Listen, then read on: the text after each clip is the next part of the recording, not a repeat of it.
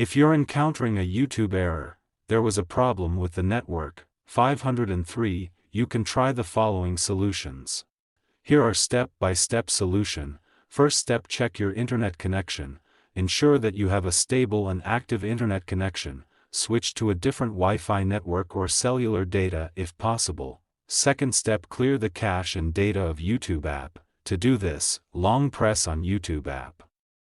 Tap on info icon. And find storage, then tap on clear cache. And tap on clear data, confirm to clear it, then go back and find permission. Allow all the permissions. Check if your problem have solved or not. Fourth step, update the YouTube app. To do this, tap on Play Store or App Store. Search for YouTube.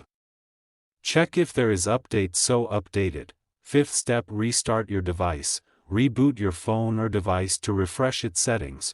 To do this, long press on device's power button. And swipe to restart it. Check for YouTube server issues. Sometimes, YouTube may experience server problems.